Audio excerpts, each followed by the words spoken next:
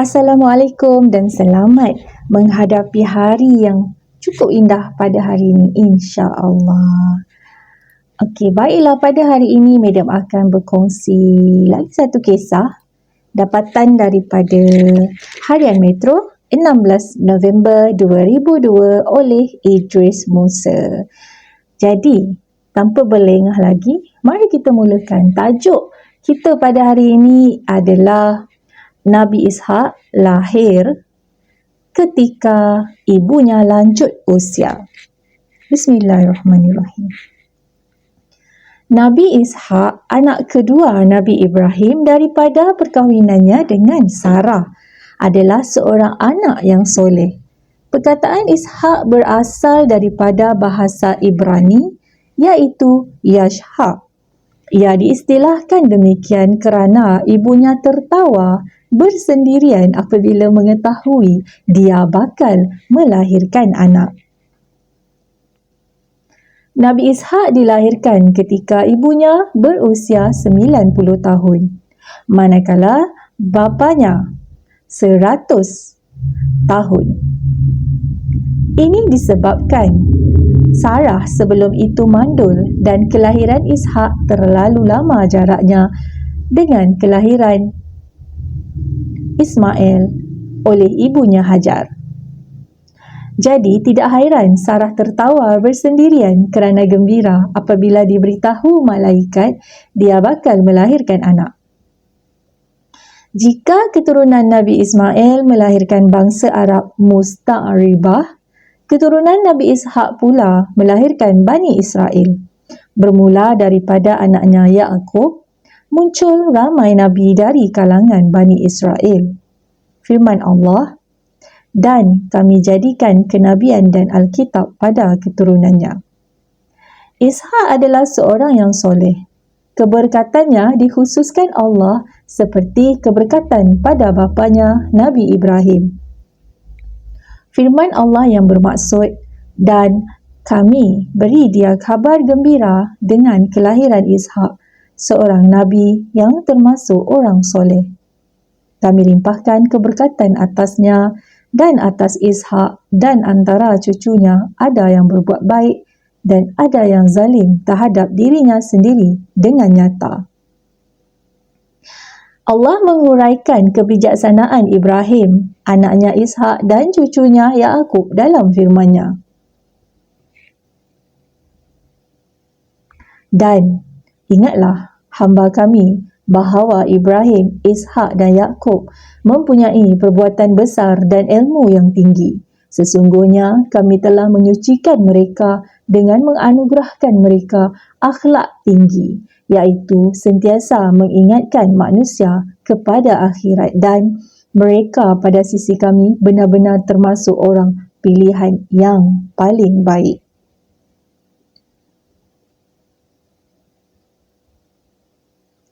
Kenabian Ishak juga dijelaskan Allah melalui firman-Nya yang bermaksud, sesungguhnya kami telah memberikan wahyu kepadanya sebagaimana kami telah memberikan wahyu kepada Nuh dan Nabi yang kemudiannya.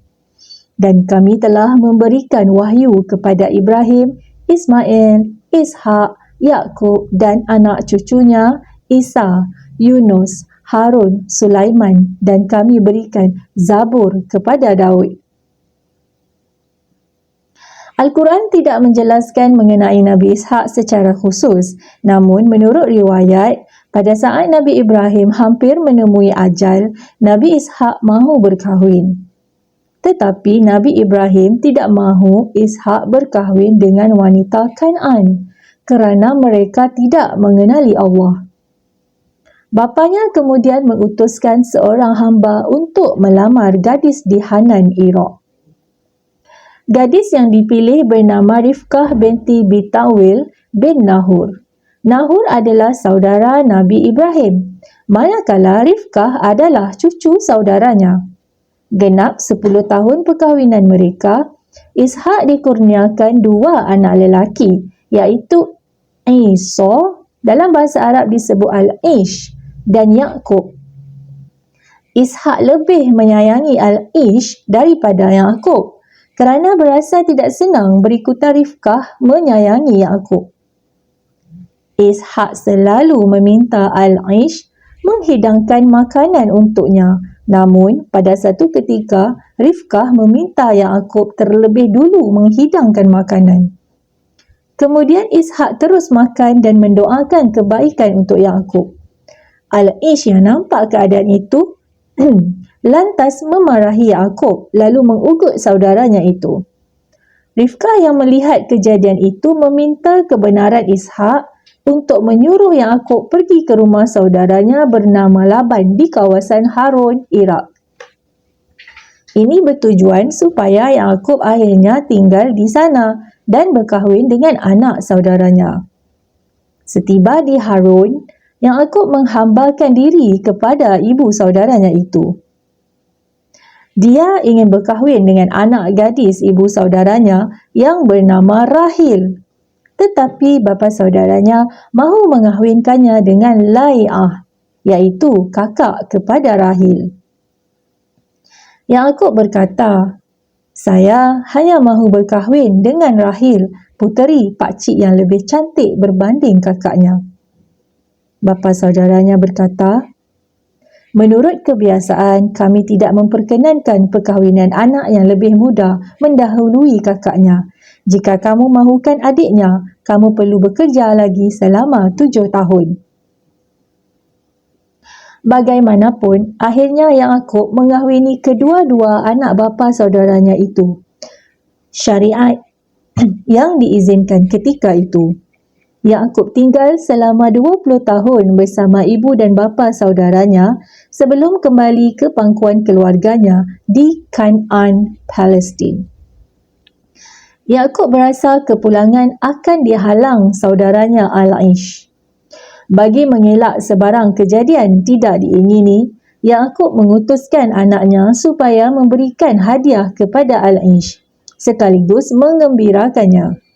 Al-Aish mengosongkan kediamannya kepada Ya'qub, manakala dia sendiri berpindah ke Gunung Syair. Ya'qub terus berada di samping bapanya. Selepas itu, Nabi Ishak memberikan tempat tinggal di Habron kepada Ya'qub. Kawasan itu kemudian dipanggil Al-Halil. Ahli sejarah menjelaskan nama Ya'qub digunakan sebagai perkataan Israel. Isra membawa arti keling dekat hidung. Sekejap Isra memberi erti hamba kesucian manusia atau muhajir, manakala Il bererti Allah. Jadi Israel adalah merujuk kepada hamba daripada kesucian Allah. Nabi Ishak yang wafat ketika berusia 180 tahun dikebumikan di Jirun, kini Madinah.